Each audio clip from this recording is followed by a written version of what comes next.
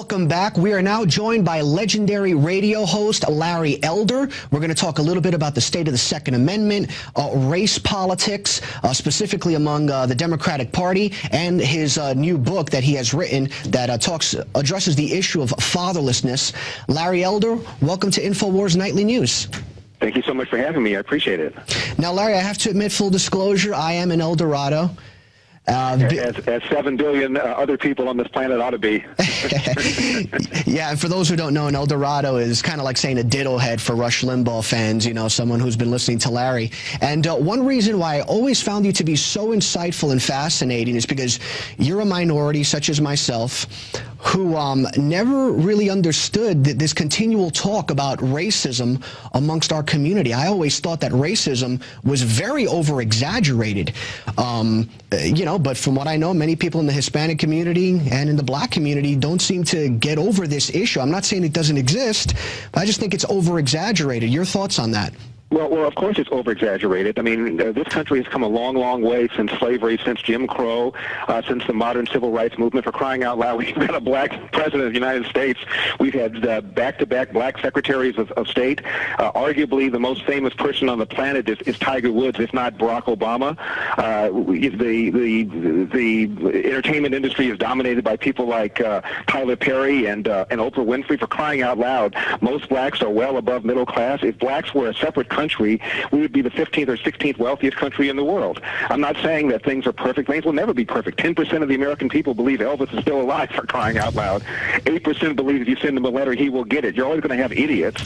But can somebody who gets an education, who got drive and energy, make it irrespective of his race, color, creed, or sexual orientation in 2013 in America? Hell yeah. That's why most of the 7 billion people on this planet want to come here. Yeah, I mean, this political correctness on the left, I mean, what do you think about the thoughts now that there are illegal immigrants coming into Congress saying, please don't call me illegal immigrant, it dehumanizes me? Well, the Democratic Party is all about making sure that they continue their power base. If the 12 million or so people that they want to make citizens would vote, 3/4 of them Republican, would we be having this conversation? Of course we wouldn't. This is all about maximizing their power. And until and unless the borders are secured, more than that, until and unless we figure out a way of making sure that 50% of the people who enter the country legally but overstay their visas are tracked down, there's no reason to have this discussion. And what the Democrats want to do, of course, is to have the discussion holistically, meaning they're not going to secure the borders. We're going to have the same problem 20 or 30 years down the road, and then we'll welcome another group of Democrats to the country. That's what this is all about. Now, tell us a little bit about, you know, the history of the Democratic Party's, their record on civil rights as opposed to the Republican Party's history on civil rights. Now, I'm not saying we like neoconservatism here. That's bad. Just the history on civil rights. It seems to me that the black community, they're almost like political masochists. They keep running to this party that historically has been so bad to them. Well, understand that most people in this country, especially most black people, get their education in government schools, K through 12. They're taught by government teachers who give this revisionist / brainwash history of the respective parties. The Democratic Party is the party of racism. The first successful Republican candidate to win the presidency was Abraham Lincoln. The Republican Party was founded over the ashes of the Whig Party precisely to stop the spread of slavery and ultimately to push for its abolition. It was the Democratic Party that voted unanimously, often against the 13th, 14th, and 15th Amendment, the amendments to automatically free blacks, to give them the right to vote, to make them newly citizens. Democrats voted against these things often unanimously. Democrats founded the Ku Klux Klan, for crying out loud. The Klan used to be called the terror wing of the Democratic Party. And as a percentage of the parties, more Republicans voted for the passage of the Civil Rights Act of 1964 than did Democrats. What you're going to hear is a lot of people telling kids that the Republican Party really was the party of racism because all these racist Democrats in the South left the Democratic Party and joined the Republican Party. As I mentioned, the Republican Party, more as a percentage of the party, voted for the Civil Rights Act than Democrats. If you're trying to leave a party to join a racist party, why would you join the party whose members voted for the act that you hated, that caused you to leave the other party, and who voted for that in a greater percentage than the people that you left? It doesn't make any sense. And people like Howard Baker, one of the first people to leave the Democratic Party and join the Republican Party, he was an integrationist. He believed in getting rid of desegregation, getting rid of segregation. So the fact is that the history has been distorted, and for some reason, most people, especially black people, believe the Democratic Party wears the white hat, Republican Party wears the black hat in the area of civil rights A and B. They believe that because of Jesse Jackson and Maxine Waters and the left media and academia and Hollywood, they believe that racism remains this huge problem in America, and but for the Democratic Party to stand up there with a sword and a shield, Lord knows where us poor black people would be. That's the mantra, that's the narrative that the Democratic Party has pushed, and unfortunately many black people have bought. Now, there are many people that are going to say, oh, come on, Larry, that was decades ago. But as of right now, the Democratic Party, they're more our friends. Explain to people listening, what contemporary accomplishments have the Republican parties had? The Republican Party had? Well, I'll tell you this. We were talking the other day, I was on the Piers Morgan show, we were talking about gun violence. And I said to Piers, look, if you're really serious about gun violence in America, the face of gun violence in America is not some suburban kid in a place like Newtown. In fact, the kid is more likely to be struck by lightning than be killed in a school shooting. The face of gun violence in America is that 15-year-old girl who performed at Obama's administration who was killed. The face of gun violence in America is a 6-year-old Latina girl who was on a porch in Chicago one March last year when she was one of 5 people in 1 hour killed in Chicago. 500 people were killed that year in Chicago, and they're on track for 600 this year. That's 2 Sandy Hooks per month, and most of these murders are by blacks, and the blacks are usually victims, about 70% in a city that's only about a third black. The murder victims are black, and the murderers are black people, and so you have to ask yourself what's going on here. Unless you're prepared to say that black people are just genetically inclined to commit more crime than whites, you have to ask yourself what's going on. And the answer is lack of fathers in the house. In 1965, when Lyndon Johnson launched this so-called war on poverty, 25% of black kids were born outside of wedlock. That number now is 75%. 35% of white kids are born outside of wedlock. The number in the Hispanic community is almost 50%. And there's a direct relationship between not having a father in the home and you name the social ill, whether it's dropouts, whether it's becoming a member of welfare, whether it's unemployment, whether it's just gun homicides. And don't listen to people like the Heritage Foundation and people like Charles Murray. These are neocons. You can dismiss them. What about people like that well-known neocon Tupac Shakur, who in that documentary Resurrection talked about being raised without a dad?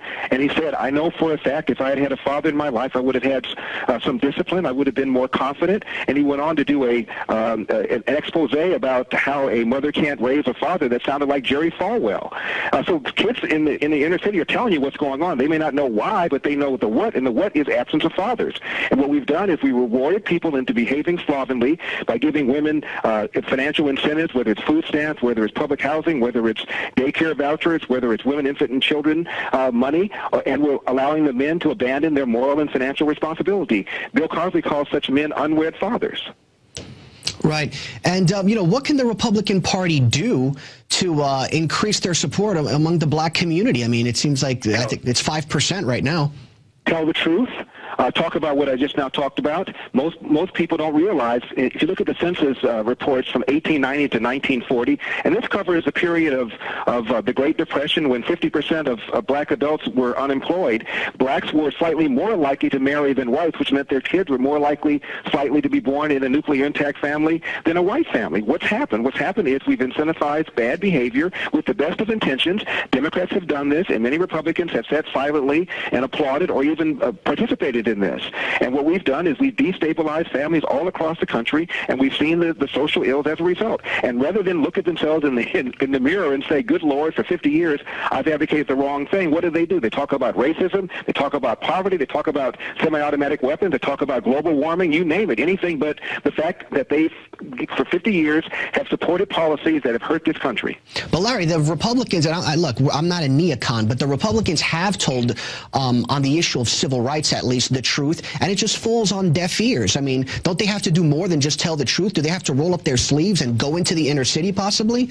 Well, did you hear Mitt Romney say it during the 3 debates he had, when he had people's attention without the filter of ABC, NBC, CBS, and the left-wing media and Hollywood and academia? These are the opportunities where Republicans had a chance to say what I just now said. Romney didn't come close to saying what I just now said about what's happened to the nuclear intact family as a result of the welfare state. He didn't come close to talking about the damage done whenever you hike minimum wage, which is what Obama wants to do, at $9. He didn't come close to giving people a lecture about the history of the Democratic Party. Most people don't realize that the Klan was founded by Democrats. Romney had a chance to say it and blew it.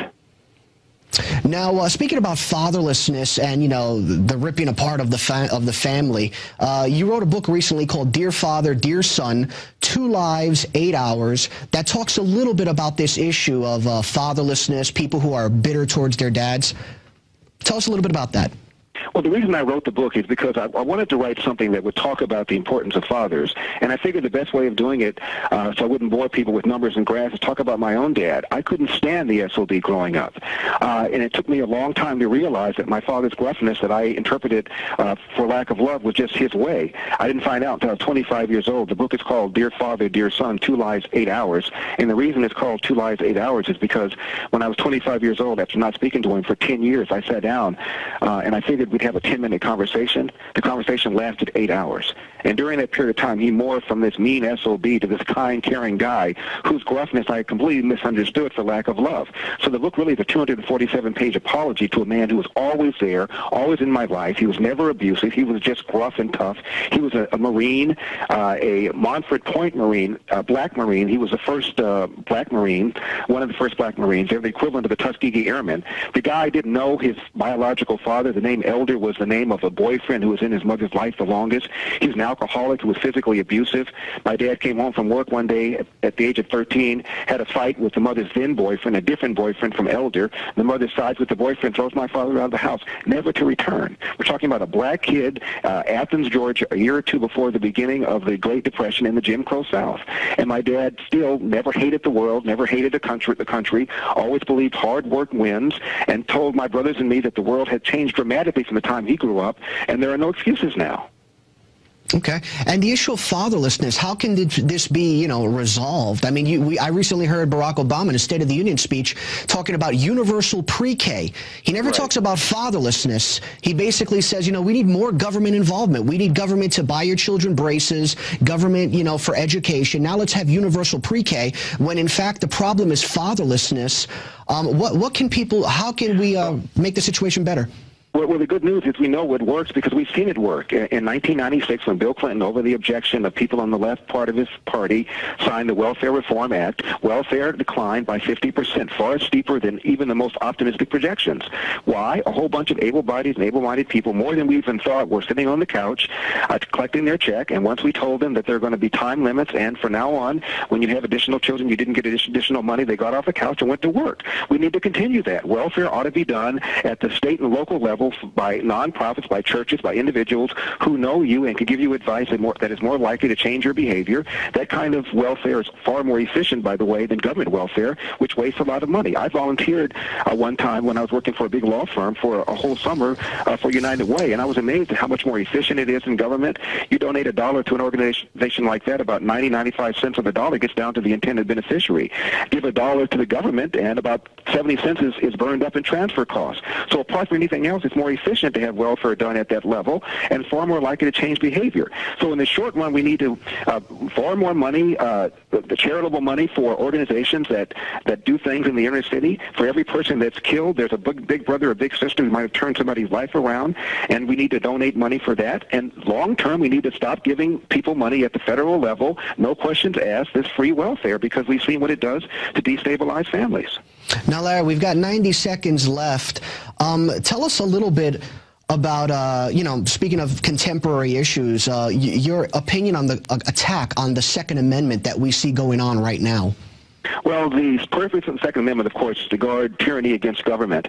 And for people that laugh about that, I wrote an article where I posted some of the things that were said about George W. Bush, including things by George Soros, who likened the Bush administration to the Nazi regime. Al Gore referred to the FCC as going after people who say things that the government doesn't like, and liken them to digital brown shirts. So I'm just collected a whole bunch of statements made by the left suggesting that tyranny is just around the corner. So either the people who made those kinds of statements suggesting that George W. Bush was a tyrant were lying, or they sincerely believe the possibility exists. Either way, that's what the Second Amendment is for, and the people on the left just don't appreciate why we have the Second Amendment. If the Second Amendment is not there, the others can't be enforced. Well, Larry, thank you so much for your time. Again, the name of your book, Dear Father, Dear Son, 2 Lives, 8 Hours. It's a great read. Continue your great work. My pleasure. Well, that's all for this edition of Infowars Nightly News. And remember, if you want to continue supporting our operation, become a member of prisonplanet.tv. For less than $6 a month, you can get access to this nightly news telecast in high def every night. You can get a lot of content, access to Alex's documentaries in high def, and you can share your username and password with up to 9 other people. So it's a great way to spread the message, or you can just get a couple buddies to just chip in a couple bucks each, and the membership will be $2 a month. So again, prisonplanet.tv. That's all for this edition of Infowars Nightly News. We'll see you again tomorrow evening.